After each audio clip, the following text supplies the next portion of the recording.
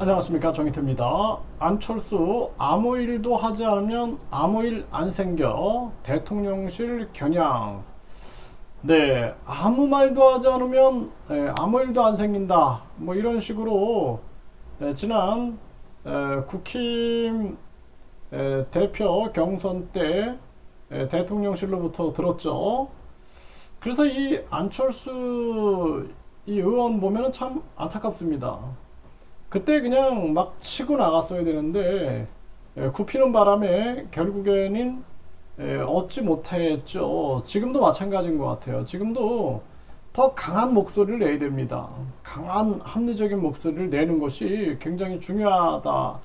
그러니까 결국에는 그때 이 아무 일도 하지 않으면 아무 일 안 생긴다, 이런 말을 한 것은 그때 좀 앙금이 남아 있는 거죠. 네, 그래서 네, 안철수 이진복을 겨냥해서 아무 일도 하지 않으면 아무 일 안 생긴다, 이런 발언을 했고요. 그러면서 지금 태영호 최고위원 녹취록, 네, 녹취록에 대해서 이진복을 향해서 남한테 이야기할 게 아니고 본인께서 아무 일도 하지 않으면 아무 일도 안 생길 텐데 참 우려스럽다, 이렇게 얘기를 했어요.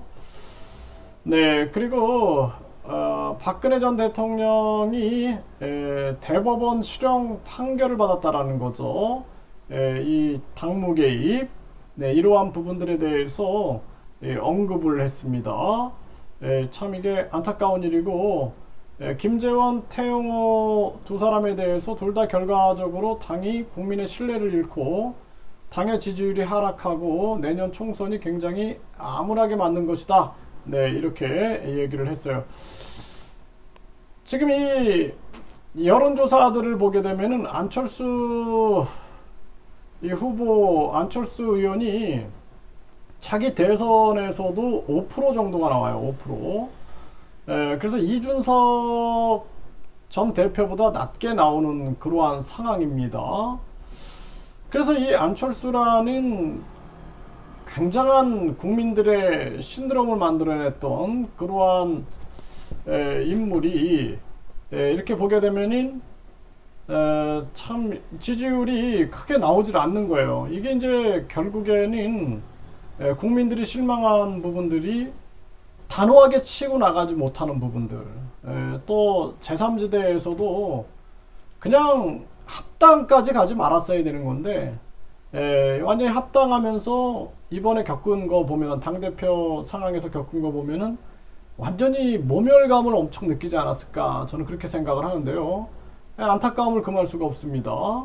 네, 그래서 지금 이 여당 쪽에서도 유승민, 한동훈, 홍준표 순으로 이렇게 나오고, 안철수 이 후보가 거의 이 밑이에요. 원희룡 밑으로 이렇게 나오고 있는 상황이, 결국에 국민들이 이 안철수가 결국에는 굉장히 미약한 게 아니냐라는 생각을 하게 되는 거죠. 이러한 여론조사 상황들.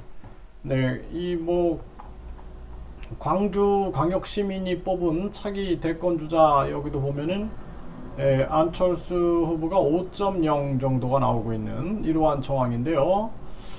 참 안타까움을 금할 수가 없습니다. 그래서 지금도 안철수 이 의원은 국힘에 머물러 있다가는 사실상 계속 이렇게 약화되는 이미지, 그랬다고 또 본인이 뭐 나가서 또 뭘 할 수 있는 명분이 안 되죠. 네, 왜냐하면은 제3지대를 버리고 결국에는 국힘에 들어받친 격이 됐기 때문에 이제 이러지도 못하고 저러지도 못하는 그러한 상황이 돼버린 거죠. 참 안타깝습니다.